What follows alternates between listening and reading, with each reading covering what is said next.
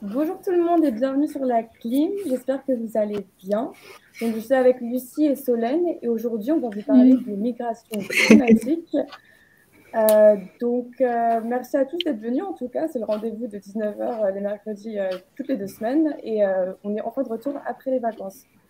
On a une invitée spéciale aujourd'hui, c'est Eleonora Gadagno qui va nous parler de ces migrations climatiques. On va d'abord vous parler justement des facteurs de ces migrations et je vais laisser la main à Lucie. Merci. Donc bonsoir à tous. Merci d'être au rendez-vous.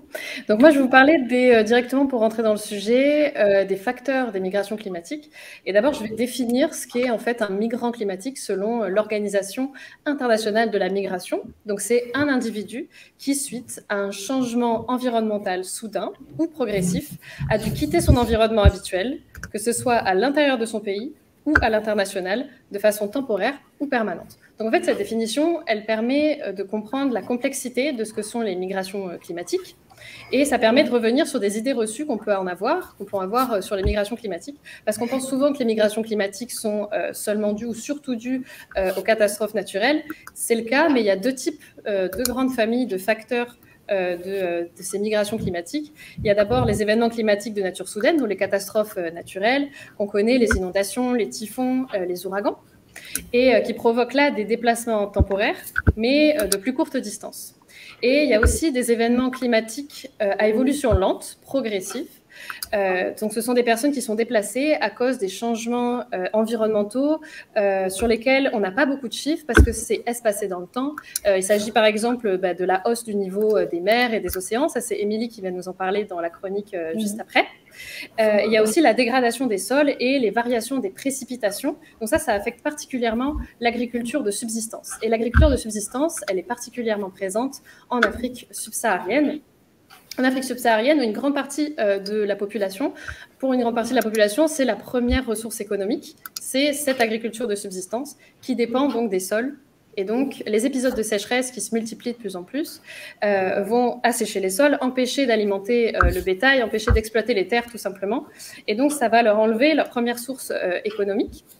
Et ça mène à des crises alimentaires, tout simplement, à l'échelle locale. Et donc, ces changements progressifs dans le temps, les dégradations des sols, etc., ça cause une immigration qui est plutôt permanente, puisque ces personnes-là ne pourront plus revenir vivre dans leur habitat, là où ils étaient avant, quoi, parce qu'ils ne pourront plus exploiter leurs terres et donc vivre, tout simplement. Et ça, c'est un vrai problème de nourriture, non? Parce que du coup, si tu peux plus te nourrir, tu es obligé de vivre ailleurs. Exactement. C'est vraiment la montée des eaux dont on parle super souvent. Voilà, c'est vraiment une Je vais en parler aussi dans ma chronique. Enfin, c'est quelque chose qui intervient beaucoup, la question de la ressource économique. Oui, exact. Très bien, comme ça tu pourras rebondir sur ce que j'ai raconté. Tout à fait. J'annonce préalablement que je rebondirai. Transition toute faite. Donc moi, je parlais de ce point-là parce que c'est assez important pour insister aussi sur le fait que la migration climatique, les motifs de migration ne sont pas indépendants les uns des autres. C'est ce que souligne notamment François Gémen, donc un chercheur spécialisé donc, dans les migrations environnementales et co-auteur du GIEC, qui rappelle qu'il ne faut pas catégoriser les gens en fonction de leurs motifs de migration, puisque pour une grande partie de la population mondiale, l'environnement, c'est l'économie. Ça dépend, ça s'entremêle, en fait, les motifs de migration s'entremêlent, et ça permet de rappeler ça, le fait qu'en Afrique subsaharienne, ils dépendent notamment de l'agriculture. De la même manière, donc on peut penser que ces migrations, elles créent des vagues de migration internationales. Or, la plupart des migrations se font en interne, à l'intérieur des pays. C'est ce que aussi souligne François Gémen, c'est que si on prend les chiffres depuis 2010, 70% des migrations internationales africaines sont en Afrique et ils ne franchissent pas les frontières où seulement 14% vont en Europe, par exemple. Parce qu'en fait, les populations qui migrent à cause de ces changements graduels du climat, ils vont plutôt de la campagne dans les grandes villes pour trouver un emploi ou alors dans le pays d'à côté. Et la dernière idée reçue que je voulais aborder, je vais l'aborder avec l'aide de Maxime qui va arriver pour me rejoindre. Et ce sont que les migrations climatiques, elles touchent seulement les pays les plus pauvres. Or, si on fait un petit point, on a l'idée dans la tête qu'il y a 3 grandes zones qui sont les plus touchées par le changement climatique. C'est l'Asie du Sud-Est, qui est très densément peuplée et qui connaît des événements climatiques extrêmes. Il y a l'Afrique subsaharienne, comme je viens d'en parler, et il y a aussi l'Amérique du Sud, mais c'est ce que va aborder Émilie plus tard, ce sont les États insulaires, les îles du Pacifique, etc. Mais je vais vous montrer une petite carte qui illustre un peu ce que je veux dire. Quand on voit les gros points bleus là sur cette carte, c'est les zones, donc les déplacements, les zones de déplacement liées à des conflits ou à des catastrophes. On voit qu'aux États-Unis, le point est plutôt gros par rapport aux pays les plus touchés, tout simplement parce qu'il y a beaucoup de catastrophes naturelles. Et en 2020, on n'en parle pas autant. Hein. On n'en parle pas avant, ou alors on trouve que c'est une migration qui est différente et qui n'est pas perçue de la même manière parce que c'est aux États-Unis. Et il y a quand même 1,7 million de personnes qui ont été déplacées, qui se sont déplacées en 2020 à cause des catastrophes naturelles. Donc voilà. Et donc là, il faudrait que Maxime arrive pour me rejoindre, pour nous parler de la France et du fait que nous sommes les premiers concernés. Comment je dois l'invoquer? Je peux l'invoquer comme ça, il va venir, non? Maxime. Ah oui, il t'a entendu. C'est le pas d'effets spéciaux malheureusement. Donc... Maxime, passe le casque du coup ou pas? Maxime, prends mon casque et parle-nous de la France. Hop. Je vais relayer Lucie. Ok, c'est bon, tout le monde m'entend. Je me place bien. Alors, je pense que du coup, Lucie a un peu expliqué une partie des enjeux qui est que les pays industrialisés, dont la France, sont aussi touchés. Et en fait, on voulait proposer une sorte de petite activité interactive sur justement quelles zones vont être touchées en France. Bon, je dis ça sur un ton assez guilleret, mais en vrai, c'est un petit peu un sujet sensible, mine de rien, et les Français sont concernés par cette question. Alors, la question que je voulais vous poser, c'est quelles zones, selon vous, vont être très touchées par les incendies, notamment du fait des épisodes de canicule en 2060? Est-ce que vous avez une idée, peut-être, ou dans le chat aussi? Je dirais la zone autour de la Gironde aussi, vu tout ce qu'on a vu cet été. C'est aussi ma première idée. Et est-ce qu'il y a d'autres petites suppositions, peut-être, logiquement, ce à quoi vous pourriez penser? Le chat, on vous invite à répondre aussi. On a une réponse. On nous parle de la région, si j'arrive à l'afficher, PACA, qui est une supposition intéressante. Est-ce que quelqu'un d'autre a des idées? Moi, je dirais vers Nîmes. C'est très souvent inondé. Ouais, vers Nîmes, c'est possible. Moi, je pense aussi à là où on a développé des filières bois, avec des monocultures de forêt, peut-être un peu plus dans le centre, mais qui sont vulnérables aux incendies. Je sais pas. Je vais... Alors, hop, je vais mettre le petit commentaire. Donc, en fait, quand on voit... j'ai trouvé ça sur le site de Reporter. Et en fait, très bonne supposition, Solène, perso, je ne le savais pas du tout. Il y a en effet des zones de forêt dans le centre qui vont être concernées par des incendies. Ça peut toucher plus ou moins directement des villes comme Orléans, la Gironde, dont on avait parlé, et en effet en PACA, mais aussi en Occitanie autour de Montpellier. Bon, c'est des zones, en Corse aussi. En fait, c'est des zones où ça va pas forcément, j'ai mis des noms de grosses villes à côté, c'est pas forcément ces villes-là qui vont être touchées directement, mais c'est juste à côté. Et en fait, on peut en effet imaginer des mouvements de population, parce que si ça se produit chaque été, c'est pas évident que les personnes vont rester sur place.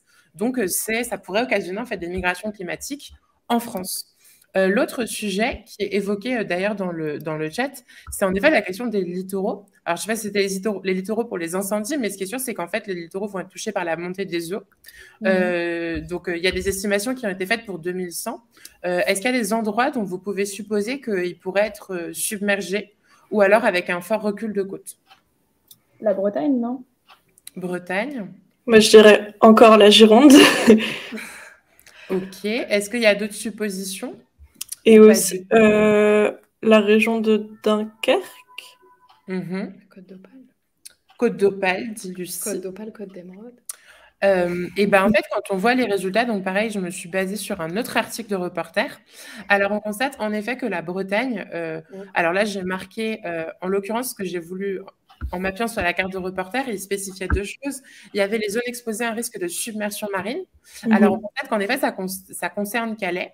Le Havre, j'étais très surpris personnellement que ça concerne Rouen, mais en fait, avec la Seine, ça joue. Perso, je n'aurais pas anticipé là-dessus, mais voilà. Des zones comme la Camargue, où c'est peut-être moins surprenant parce que c'est déjà très une zone humide. Et en effet, la Gironde. Et ce que la carte en question affiche aussi, c'est l'endroit où il y a eu du recul du train de la côte, du trait de côte. Il y avait un problème. Recul du trait de côte entre 0 et 3 mètres par an depuis 1960. Et on voit que ça concerne en fait énormément de côtes en France. Donc en effet, la côte d'Opale et aussi en Bretagne, c'est vrai.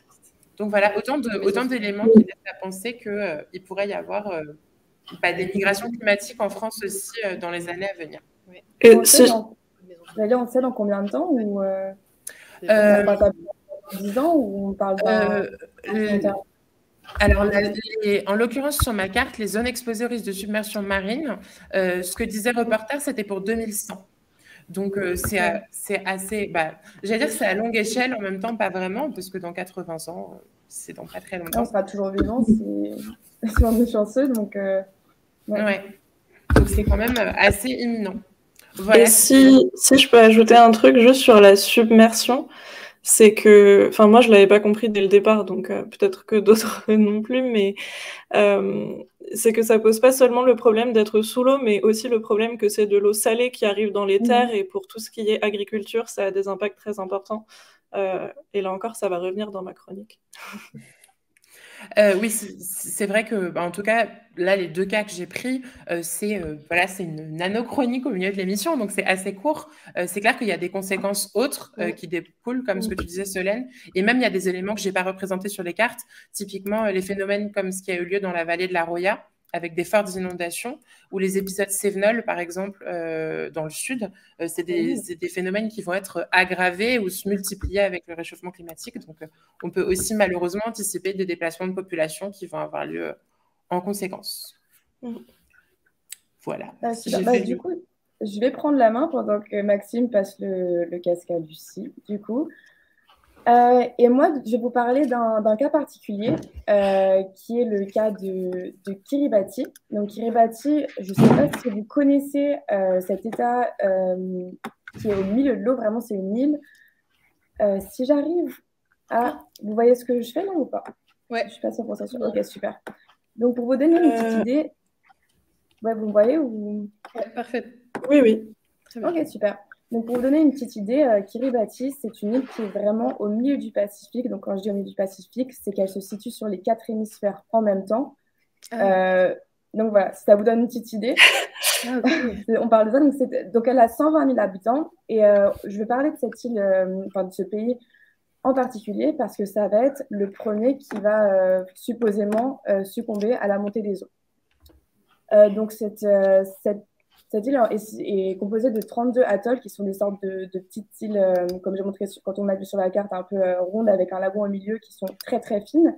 Ce qui fait que quand l'eau monte, ça a des gros problèmes parce que l'eau monte des 2 côtés, ce qui vraiment raccourcit le nombre de terres disponibles pour les habitants. Et elle se situe à peine 3 mètres au-dessus du niveau de la mer. Du coup, d'après les estimations les plus pessimistes, on verrait l'île disparaître d'ici 2050, quoi. Et ça fait du coup 120 000 personnes qui ont besoin d'aller quelque part, parce que bien sûr, elles ne peuvent pas vivre dans l'eau.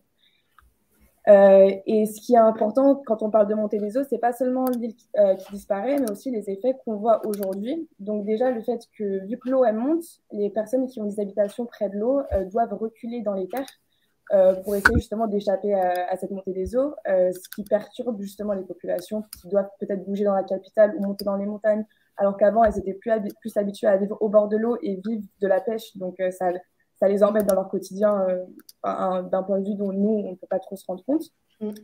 Et en plus de ça, on a l'eau salée, comme on en a parlé juste avant, qui s'infiltre en fait dans les nappes phréatiques, ce qui fait que l'accès à l'eau potable devient encore plus difficile pour les personnes sur cette île.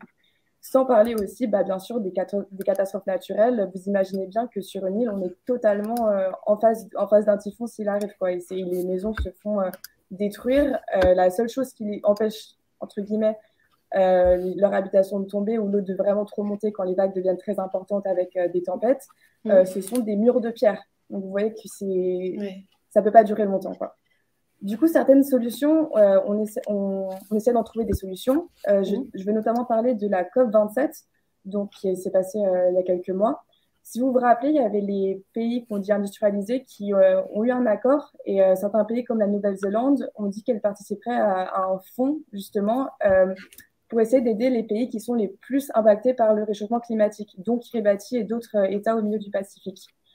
Sauf que malheureusement, ces pays-là, bien que l'argent les aide sur le court terme, c'est compliqué, c'est qu'eux, ce qu'ils demandent, c'est pas vraiment de l'argent, mais c'est surtout que les pays qui sont industrialisés, donc comme la France, comme les États-Unis, coupent leurs émissions. Parce que la raison pour laquelle les eaux montent, c'est le réchauffement climatique qui est causé notamment par les effets de serre et le carbone. Et bien sûr, ces pays-là n'ont pas une très grande...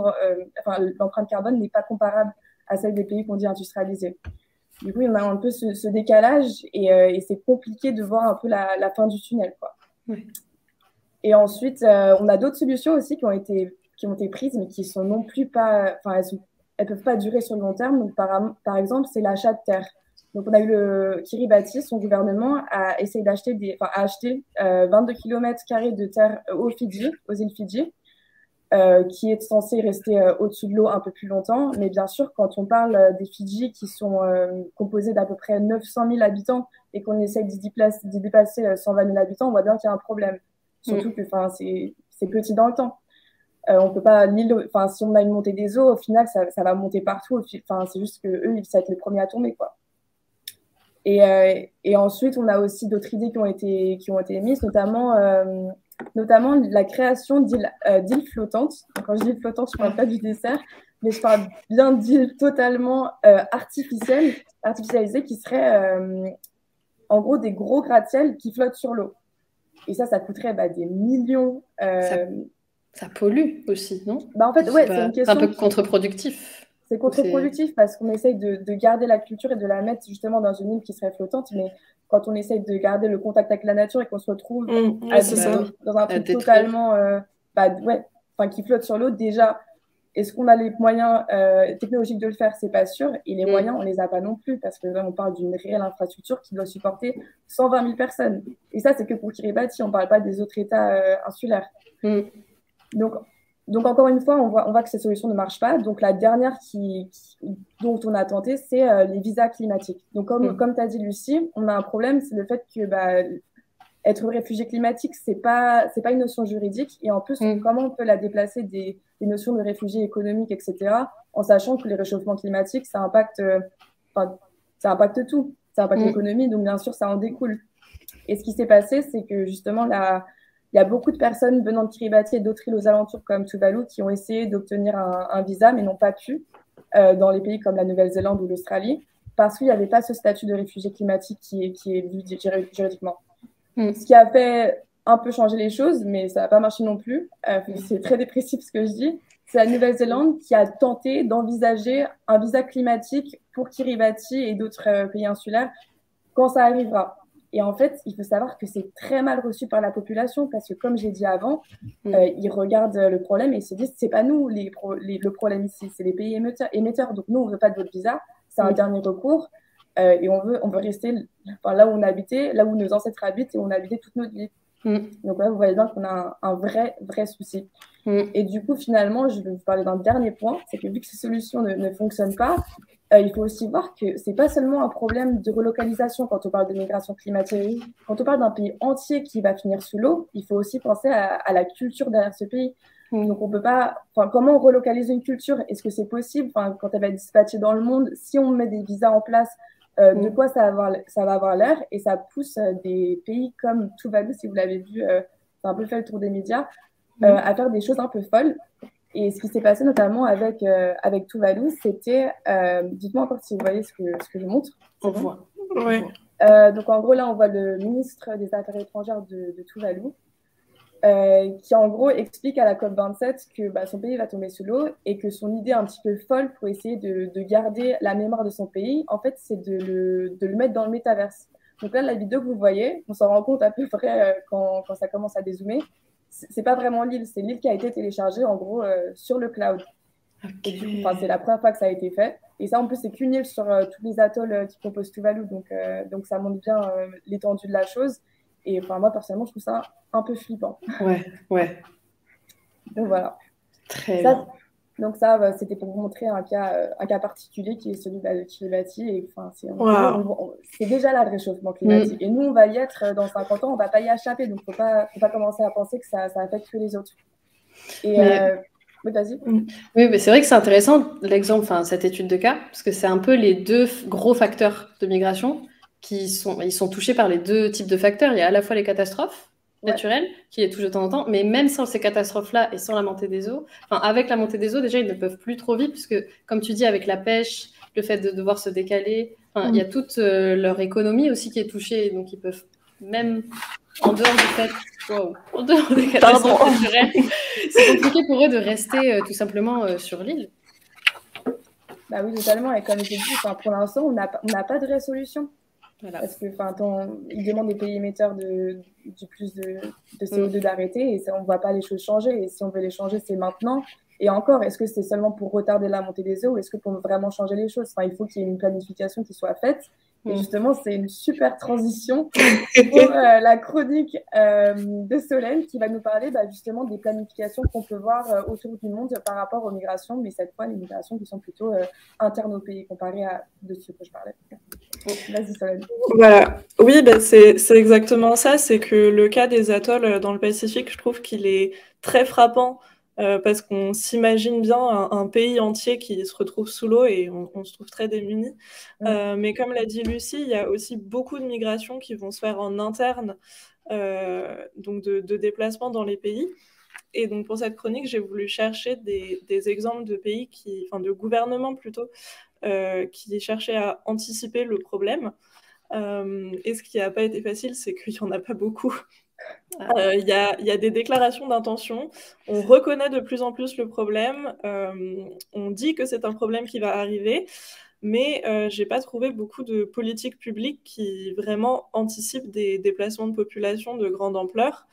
Et c'est même plutôt des alertes qui se retrouvent parfois instrumentalisées du côté de un supposé flot de réfugiés climatiques qui justifierait des mesures anti-immigration. Donc malheureusement, les appels sont plutôt écoutés pour ceux qui veulent verrouiller les frontières que pour vraiment anticiper la chose. Je voulais quand même vous parler de deux exemples qui sont en Asie du Sud-Est, donc encore une zone qui est très concernée. Et la première, c'est un projet, là encore, un peu fou, pharaonique, dont vous avez sûrement entendu parler, qui est le déplacement de la capitale indonésienne, toute la capitale indonésienne, de Jakarta à Nusantara, ce qui serait une ville nouvelle, donc à construire, en construction, qui n'existe pas encore. Voilà, donc je vous mets ici une photo de l'AFP par Getty Images. Je donne ma source, sinon ils vont m'en vouloir. Qui est une photo prise à Jakarta, qui a subi donc des inondations qui ont suivi de plus en plus fréquentes.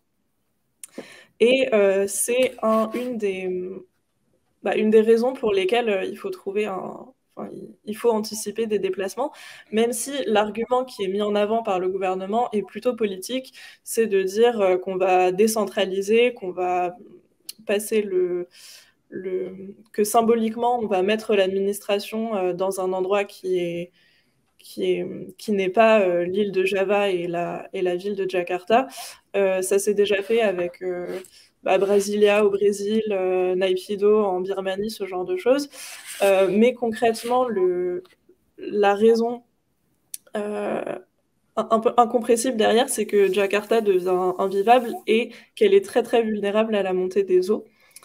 Et aujourd'hui, il y a 20% de la ville de Jakarta qui est sous le niveau de la mer. Donc l'existence de la ville semble très compromise. Mais la deuxième ville, tu sais combien elle est par rapport au niveau de la mer? Est-ce que il va avoir un gros changement? Alors déjà, c'est pas une ville côtière, c'est à l'intérieur des terres et c'est sur l'île de Bornéo. C'est censé être moins, voilà, de ce qu'on en sait, en tout cas, ce serait moins vulnérable aux aléas climatiques. Et donc, le gouvernement veut en faire le symbole d'une Indonésie très moderne, où on aurait le nouveau palais présidentiel tout en vert, etc. Et 1,5 million de fonctionnaires qui iraient de Jakarta à Nusantara. Le problème, c'est que, alors déjà, ça coûte horriblement cher de faire ça. Et le pays a forcément besoin d'investisseurs privés parce qu'il n'y a que 20% du coût du transfert qui pourrait être pris en charge par le budget public. Donc les 80% restants, il faut des investisseurs privés. Et c'est principalement parce que le projet est si colossal et si fou que certains pensent que ça se fera jamais et qu'il faut prendre en compte que c'est jamais aussi facile que de décaler un aimant sur une carte en disant bon bah la capitale est ici, hop on va la mettre là-bas, tout va bien, ça se fait facilement. Et par ailleurs, ça règle pas vraiment le problème que toute la zone de Jakarta est vulnérable aux inondations. En ce moment, elle est surpeuplée et il y a certes 10% de la population qui est fonctionnaire, mais il y a aussi 90% qui ne l'est pas. Et donc, il faut un plan beaucoup plus précis qui prenne vraiment en compte une transformation du territoire. Et c'est vrai que ce projet qui a une raison politique et une raison climatique, il ne semble pas du tout à la hauteur pour ça. Et le deuxième pays dont je voulais vous parler, c'est le Vietnam. Oui. Où là, il y a eu un projet de relocalisation de personnes à une échelle beaucoup plus petite dans le delta du Mekong. Donc, je vous mets une carte quand même. Donc, le Mekong qui arrive de l'Himalaya, comme la plupart des fleuves asiatiques, et qui qui a un delta avec une région très fertile pour l'agriculture, très productive, avec 18 millions d'habitants, mais qui font face à de plus en plus, donc déjà d'inondations avec les crues des rivières, d'infiltration d'eau salée et aussi de périodes de sécheresse entre les deux. Et le gouvernement a mené un programme pour que certaines communautés qui étaient dans des régions qui allaient être inondées de manière permanente puissent être relocalisées un peu plus à l'intérieur des terres et un peu plus en hauteur. Donc le projet s'appelle Living with the Flood, vivre avec l'inondation, et il est entré en œuvre en 2001. Et 2001 2001, ouais, c'est tout. Ah ouais. Et il y a à peu près 1000 centres de relogement des personnes qui ont été construits, avec des retours, et pour ça je m'appuie sur un article de recherche qui a été publié en 2011 sur la base d'enquêtes déclaratives auprès des personnes. C'était plutôt positif. Ils considéraient qu'ils avaient des meilleures infrastructures qu'avant, des meilleures conditions de santé, de communication. Mais le programme qui devait être fini en 2005 ne l'a jamais été, en fait.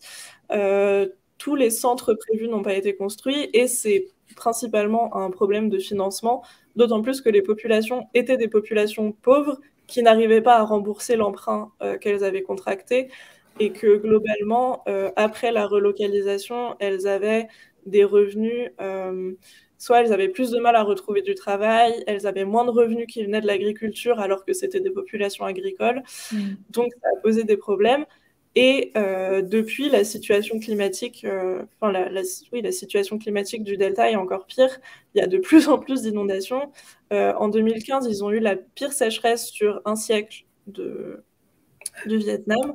Et la situation est encore empirée par le fait que la Chine construit beaucoup de barrages en amont du Mekong, qui est aussi un problème international sur la ressource du fleuve.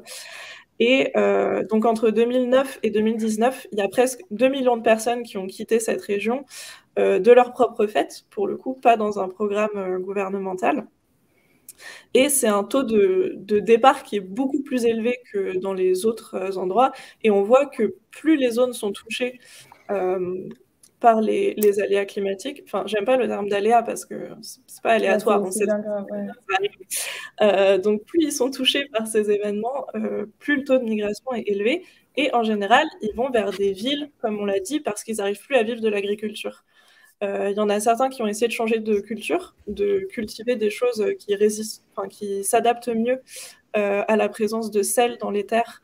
Et en fait, ça n'a pas fonctionné. Et puis, il faut encore avoir les moyens de changer comme ça. Donc, la plupart sont partis vers les grosses villes comme Ho Chi Minh Ville qu'on voit sur la carte. Parce que c'est plus près que Hanoï. Et en fait, ceux qui étaient agriculteurs, ils sont devenus ouvriers du bâtiment, ils travaillent comme agents de sécurité, ils travaillent dans les parcs de la ville. Et ça fait que c'est pas seulement une population qui habite un endroit différent, c'est aussi leur activité économique qui a changé. Ce qui veut dire qu'à l'échelle du pays, la migration interne pose quand même un gros problème d'équilibre, puisque le delta du Mékong, ça produit la moitié du riz du pays. Enfin, c'est vraiment considéré comme le grenier du Vietnam, et on ne peut pas seulement considérer que les personnes vont changer d'endroit. Il faut aussi voir quelles vont être les ressources et les activités qui vont avec ça. Même plus que ça, je me demande, parce que si jamais les populations continuent de bouger d'une activité d'agriculture en ville, du coup, il y a qui fait de l'agriculture? C'est ça le problème. Il y a un problème de sécurité alimentaire, possiblement.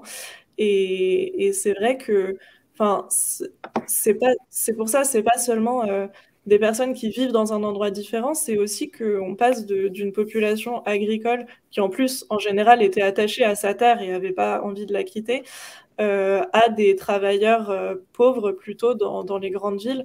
Donc, je trouve que ça illustre très bien le fait que la planification doit prendre en compte tous les aspects socio-économiques qui vont avec, parce que là encore, on peut pas juste prendre 1 million de personnes à un endroit de la carte et puis hop, les mettre ailleurs et penser que même en interne, ça va pas poser de problème. Donc, au départ, je voulais plutôt angler la chronique sur les solutions. Malheureusement, je pense qu'on les a pas encore. C'est pareil, c'est ce qui se tentait de ma chronique aussi, c'est que quand on voit ce qui est mis en place, c'est pas suffisant parce que le problème, il est plutôt à la source, quoi. Du coup, maintenant, j'aimerais présenter notre invitée, Eleonora Gadagno. Elle est donc bonjour, bonjour Eleonora, merci d'être ici. Vous êtes docteur en géographie sociale et politique et experte des conséquences sociales et des catastrophes environnementales, notamment par rapport à la migration.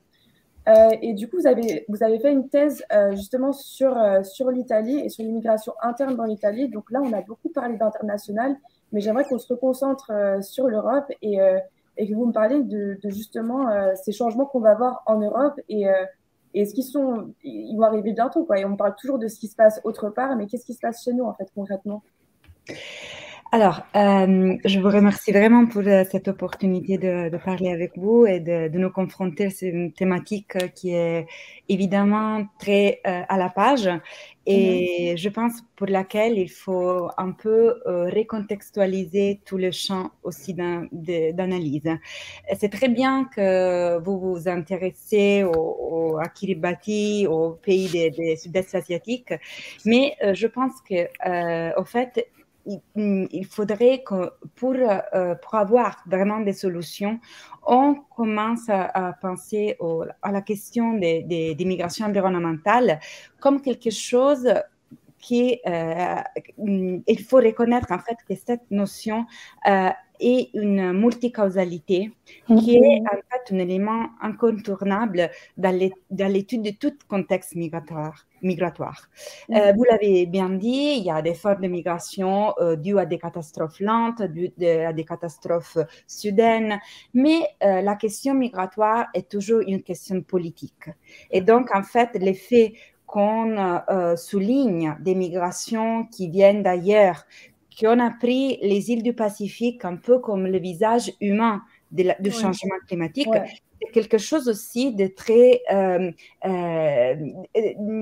fait, de très stigmatisé, je dirais, non? Quelque chose aussi, c'est un regard toujours occidental, vraiment dans une vision orientaliste, non? De cette migration des populations qui sont très vulnérables et qui doivent, au fait, être aidées par les pays du nord du monde, des pays qui ne sont pas capables, vraiment, qui n'ont pas les moyens, selon nous, de faire face au changement climatique, parce que justement, leurs économies, leur contexte économique est toujours plus basé sur l'environnement, plutôt que les nôtres.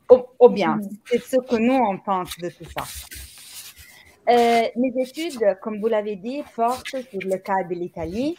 Je ne pense pas que les effets du changement climatique vont être vraiment très visibles dans les mois, dans les années prochaines. Je pense qu'ils sont déjà là, qu'on vit dans un environnement déjà très dégradé.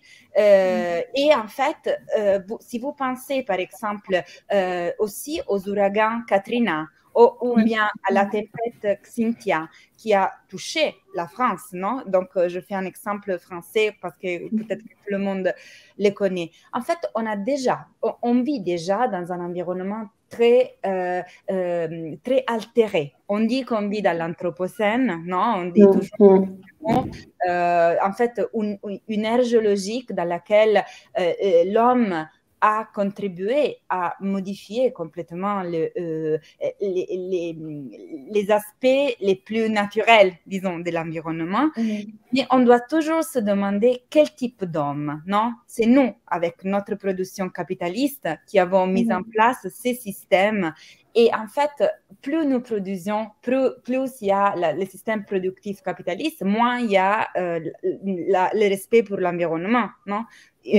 On est les pays, paradoxalement, les moins polluantes, non? Parce que les plus polluantes, peut-être, sont la Chine ou l'Inde, mais parce que nous, on a délocalisé toute notre production capitaliste, non? Donc, c'est quelque chose de très circulaire. On vit dans un géosystème, non? Dans un géosystème, c'est un système clos et qui est en équilibre. Et nous, on a complètement altéré cet équilibre.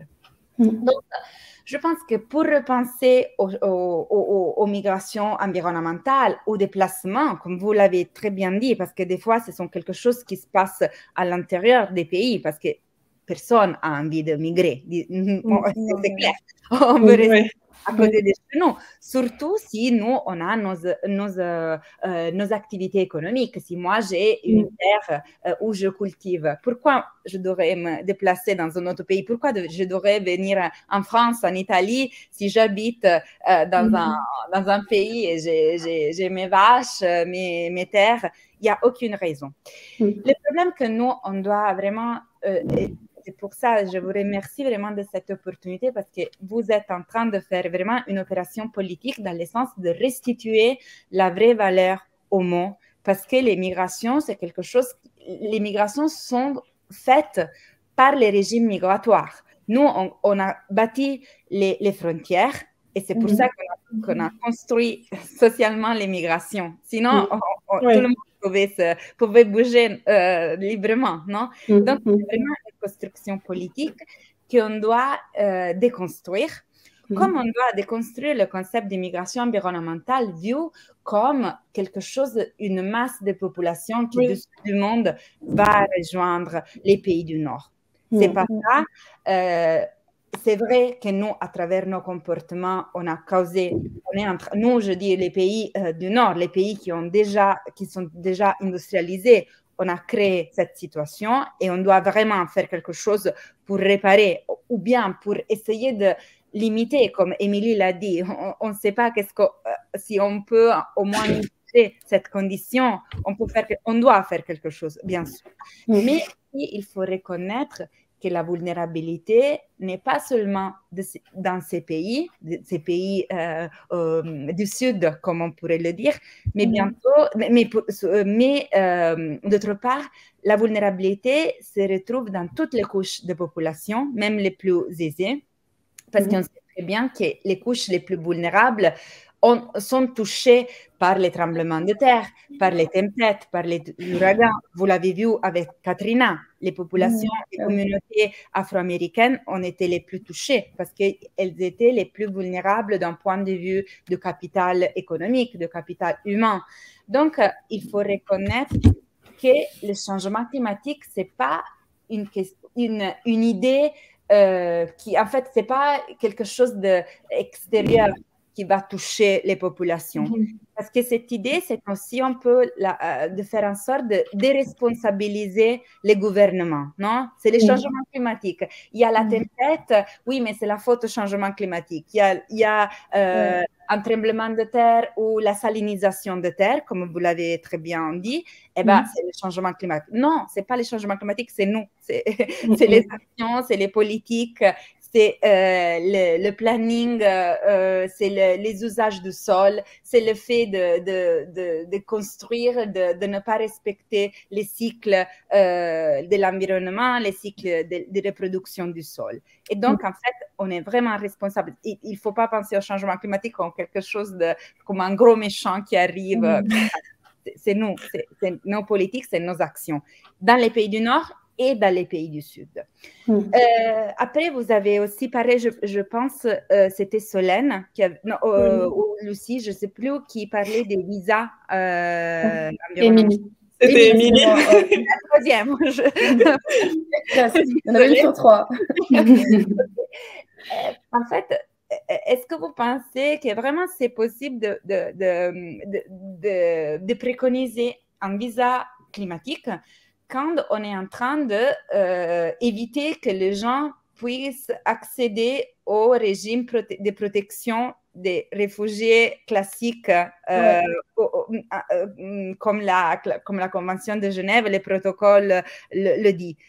En fait, nos États et l'Europe en premier est en train de rendre de plus en plus difficile pour les gens d'accéder au régime de protection.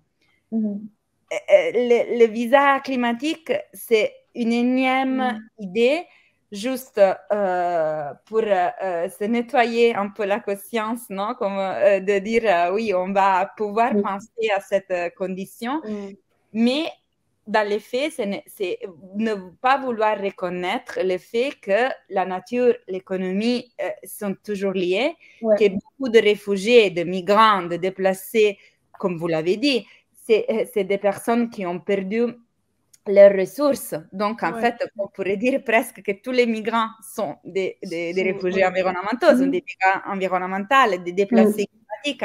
Donc, est-ce que ça vaut vraiment la peine de bâtir une nouvelle catégorie si on ne respecte pas toutes les catégories que les régimes et que les gouvernements pourraient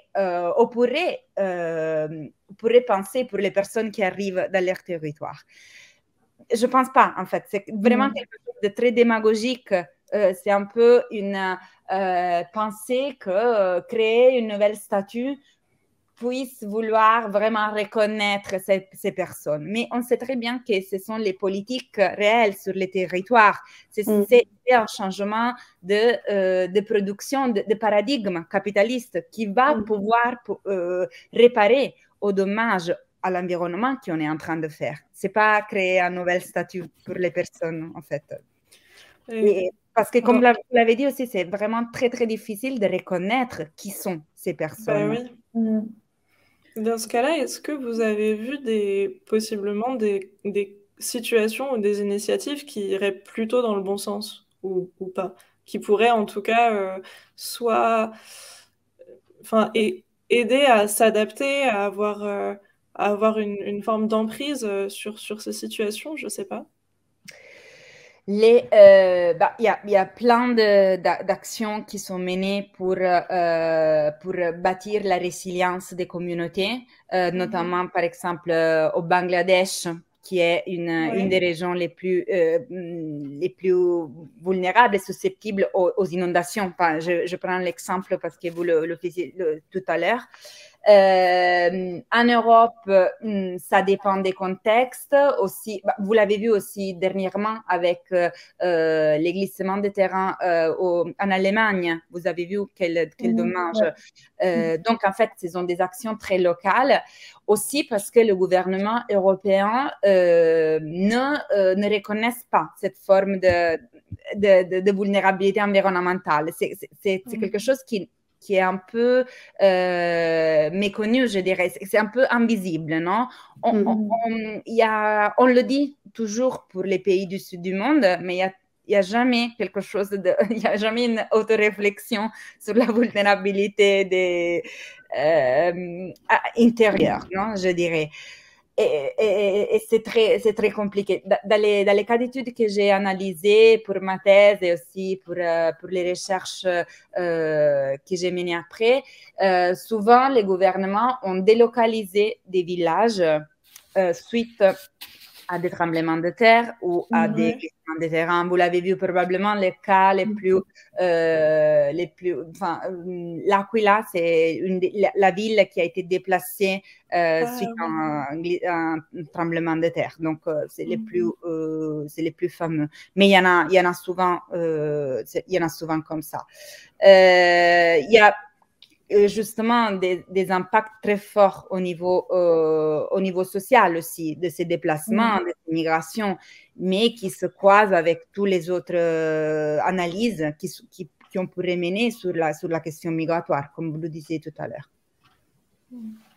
Et du coup, je voulais revenir sur le fait que vous parliez au tout début de la stigmatisation quand on parle justement de réchauffement climatique qui arrive très loin. Qu'est-ce que vous pensez que... quel impact a cette stigmatisation sur notre perception du réchauffement climatique? Il y a deux choses. La première, c'est que parler seulement du fait qu'il y a les vagues de migration du sud du nord va un peu à justifier la sécurisation des frontières, non? Okay. D'un côté, parce que nous, on a l'impression que tout le monde va venir chez nous. Bah, je ne sais même pas pourquoi. Mais bon, tout le monde qui va venir chez nous.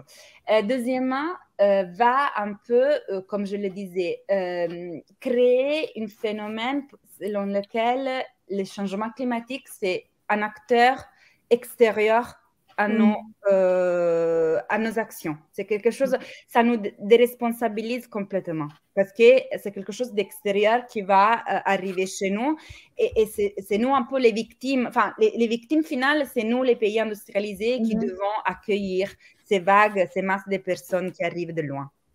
Donc, je pense que cette stigmatisation, c'est très dangereuse.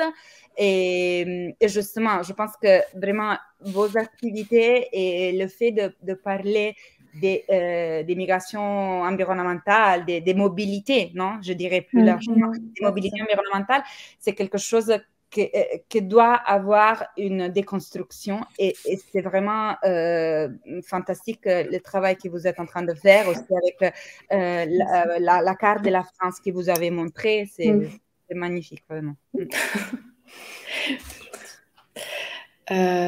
Après, c'est vrai que, est-ce que vous pensez, comme c'est politique, qu'il y a une sorte, peut-être, c'est de l'hypocrisie de la part des États de prendre les problèmes de manière assez conjoncturelle, alors que le problème est plutôt structurel au niveau de la société, c'est-à-dire de vouloir créer de nouveaux endroits pour placer des personnes et peut-être, par la même occasion, détruire de nouveaux, en plus des endroits pour créer de nouveau, comme elle avait dit, Émilie, des gratte-ciels pour remplacer des îles, etc. Ça crée encore plus, c'est un peu un cercle vicieux finalement peut-être.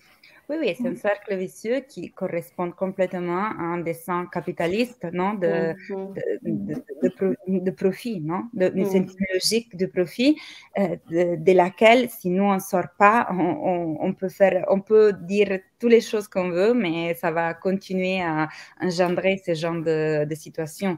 Et c'est la même situation pour laquelle vraiment, pour moi, c'est paradoxal que nos pays, les politiques de nos pays vont dans le sens de la transition écologique. C'est une rhétorique qu'on entend souvent en Italie, mais je pense en France aussi. Et voilà, mais après, nous, notre production, on est en train on emporte tous les biens dont on a besoin. Et donc, ça veut dire que tous ces biens, on les produit ailleurs. Donc, c'est juste un syndrome de not in my backyard, but dans un autre pays. C'est ça, je pense. Mais bon, après, c'est vraiment mon opinion. Et voilà. Après, c'est vrai que ça change s'il y a un glissement de terrain en Italie, en Allemagne. Et il y a le même glissement de terre à Jakarta, bien sûr. Mais parce qu'il y a des banlieues qui sont énormes là-bas, parce qu'il y a une concentration de population beaucoup plus élevée, et surtout parce qu'ici, il y a les moyens pour réparer, peut-être, ou quand même, il y a l'Europe qui va nous garantir une sorte de protection, et dans des autres pays, non. Mais les problèmes politiques restent les mêmes, et les problèmes à la base vont justement liés aux altérations météoclimatiques, sont quelque chose qui sont produites et qui doivent être avec des politiques, des réelles politiques, qui ne sont pas, par exemple, l'achat des émissions. Et, vous savez, il y a en Europe cette genre ça marche pas. C'est une construction, encore une fois, économique qui ne change pas la situation réelle. Donc, oui, c'est toujours une justification qui déresponsabilise les États et qui ne trouve pas une vraie solution. Et même si les États, donc, si on arrivait à rendre les États plus responsables, donc nous tous, incluant la France et l'Italie, qu'est-ce qu'on devrait faire du coup dans ce cas-là? Si on arrivait à pouvoir se mettre d'accord et à faire quelque chose, concrètement, ce serait quoi ces politiques qu'on devrait mettre en place? Je sais, c'est un peu gros, mais si on a des pistes dont on veut parler. Oui, le problème, c'est est-ce qu'on veut vraiment changer les choses? Ouais, c'est le problème. Je pense que vous voyez tous les COP qui sont faites. C'est pas anodin qui n'arrivent pas à avoir une conclusion, parce que je pense que ces personnes-là, ils pourraient vraiment changer les choses. Et bon, ils le font pas. Donc, il y a des autres raisons bon, bien sûr, nous, on ne comprend pas, ou bien on peut se poser que ce sont des raisons économiques, des autres intérêts, mais est-ce qu'il y a une vraie solution? Non. Je pense que dans nos pays, on peut changer nos habitudes, nos comportements individuels. C'est la seule chose qu'on peut faire. Vous êtes en train de faire un excellent travail de sensibilisation, donc voilà, c'est ça qu'on peut faire. Vas-y, Lucie. Non, j'avais d'autres questions et peut-être que ça sort un peu de ce qu'on vient de dire, mais on n'a pas parlé de ça, mais il y a le fait qu'il y a beaucoup d'inégalités qui se créent aussi autour des migrations climatiques, le fait que les personnes les plus pauvres sont souvent immobiles et elles ne peuvent pas vraiment partir, en fait. Oui. En fait, la migration climatique, c'est réservé aussi tout le monde ne peut pas migrer parce qu'elle ne peut pas forcément quitter l'endroit où elle vit. Donc, ça crée des inégalités aussi à ce niveau-là. Oui, mais ça, c'est dans toute migration. Vous savez très bien que bon, le quota des migrants, c'est toujours la partie la plus entrepreneuse de la société. Donc, si déjà nos gouvernements savaient ça, probablement auraient des autres politiques. Et oui, dans le cas des migrations environnementales, ça, c'est toujours parce que la mobilité, c'est quelque chose, ça fait partie du capital de la personne et du fait du capital humain de la personne et du fait que, par exemple, les personnes ont des problèmes de mobilité pour de santé ou ont des problèmes vraiment sont des personnes âgées ou n'ont pas les capacités pour bouger. Justement, donc on parle de trapped population, vraiment les personnes qui restent figées dans leur environnement. Qui sont piégées. Prises au piège, oui. Pardon. Par exemple, dans mon terrain, il y avait des personnes qui étaient hospitalisées, qui sont mortes dans les hôpitaux parce qu'elles ne pouvaient pas bouger. Je connais aussi des chercheurs qui ont fait des recherches, par exemple, au Bangladesh, justement, et le fait que les femmes ont des habits longs, voilà, le sari qui est long, justement, les empêchait de courir. Par exemple, il y a ce genre de choses auxquelles on ne pense pas, mais justement,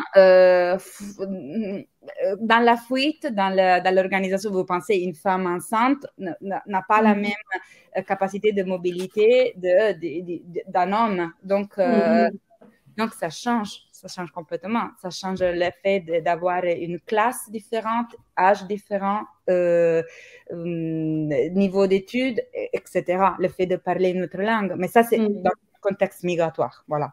Ouais, mais c'est vraiment très important. C'est vrai qu'on ne l'avait pas souligné. Oui.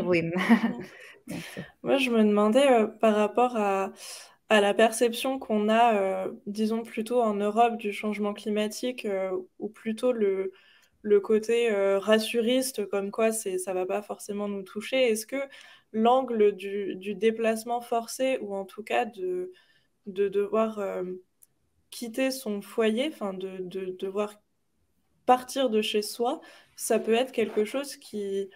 Parce que comme c'est quand même très intime, est-ce que ça peut plus toucher les personnes, peut-être faire un peu plus réagir que de dire on devra changer de mode de vie, on devra changer de transport, etc. Est-ce que dire peut-être que votre maison ne pourra plus être votre maison, c'est pas quelque chose qui serait un peu plus entendu, je sais pas. Parce Oui. que j'ai l'impression, en tout cas, qu'il y a un décalage entre la carte qu'on a montrée avec des risques qui sont réels, notamment sur les littoraux, et puis j'ai jamais rencontré quelqu'un qui habite à Caen ou à Bordeaux qui soit vraiment inquiet pour le futur de sa ville. Enfin, je me demande comment s'expliquer la perception de ça. Oui, mais vous pensez aussi Venise, non? Par Oui. exemple, ou Amsterdam. Ouais, C'est vraiment des exemples, comme vous le dites, ces gens-là vont être touchés. Mais toujours, les plus riches pourront acheter des maisons à l'intérieur. Donc, ça rentre toujours dans une question, oui, de perception, mais aussi de possibilité de faire face à ce genre d'événements. Après, je pense que probablement les pays européens, les pays du Nord auront la capacité de bâtir, par exemple, des digues ou des choses qui pourront, en quelque sorte, limiter les impacts, par exemple, des inondations. Donc, sur le long terme, plus difficile, c'est de prévoir les effets des catastrophes soudaines. Donc, oui, mais c'est très vrai ce que vous dites, Solène. Oui, la perception et le fait d'être attaqué en première personne pourrait faire changer d'avis aux gens. Mais c'est aussi que les gouvernements ne parlent pas de mobilité interne ou n'associent pas le fait d'avoir une mobilité interne au changement climatique, aux catastrophes. Même si, par exemple, si vous regardez au site de International Displacement Monitoring Center, vous voyez en fait que même dans nos pays, il y a en fait des déplacés internes dus au changement climatique et aux événements extrêmes. Donc, voilà, même faire connaître ce genre de données, ça pourrait être intéressant. Moi, ça me fait toujours rire parce que souvent dans mes terrains, je demande, est-ce que vous pensez que dans vos vies, les changements climatiques ont changé quelque chose? Ou bien, est-ce que j'ai demandé une fois à une dame si elle se sentait une réfugiée climatique. Elle avait dû quitter sa maison pour se rendre dans un autre village suite à un glissement de terrain. Et elle m'a dit, non, je ne suis pas une Africaine. Voilà. Vraiment, l'être réfugié climatique, c'est associé à quelque chose qui est ailleurs. Donc, c'est pas nous. Voilà, c'est quelque chose de très stigmatisé. Ouais. Mais c'est vrai que quand vous parlez par exemple, de mobilité climatique, ou même quand on rappelle que les migrations sont internes, ça défait, ou en tout cas, ça attaque tout de suite l'idée qu'on a. Le stéréotype, ouais, c'est ça. C'est d'un coup, on se rend compte que c'est pas fondé, et c'est vrai qu'à ce titre-là, peut-être que toute la question du statut de parler de réfugiés climatiques, c'est encore faire une catégorie qui va rigidifier la perception qu'on a. Je sais. Quand j'en ai parlé un petit peu aussi quand on parlait du Kiribati, c'est que là-bas, ils ne voulaient pas être considérés comme des réfugiés. Enfin, moi, justement, j'avais fait un reportage il y a 2 ans et j'avais parlé à une native de Kiribati qui m'avait expliqué que pour elle, le mot réfugié, c'était un gros problème. Et elle disait, nous, on n'a pas de guerre, on n'a pas de conflit civil, on est en paix et on ne comprend pas pourquoi on devrait avoir besoin d'un visa pour partir et être considéré comme réfugié.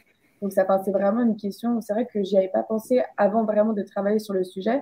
Mais c'est vrai que le mot réfugié, il a des connotations. Donc, c'est vrai que ça a un impact sur notre perception des migrations liées au réchauffement climatique, quoi. Peut-être que, plutôt que nous considérer, nous, comme réfugiés climatiques, ce serait bien de considérer que les autres ne le sont pas. Nous ne le sommes pas et on est tous susceptibles à être vulnérables. Ouais. Voilà, on devrait vraiment changer de paradigme de pensée, non? Ok, bah, sur ça, malheureusement, on arrive à la fin de l'émission. Donc, on a dû dépasser de 5 minutes parce qu'on a eu un petit retard. Mais Éléonora, je voudrais vous remercier énormément d'être venue nous parler. C'était extrêmement intéressant et ces questions, comme vous l'avez dit, sont super importantes. Donc, ça nous a permis d'ajouter un œil nouveau sur la question de ces déplacements climatiques, justement. Donc, je vous remercie. Merci. Et merci bien sûr à mes chroniqueuses, à Lucie et Céline. Merci. Merci au chat. Merci aux à viewers. vous. Très bonne soirée en tout cas. Très bonne soirée. Bonne soirée. Au revoir.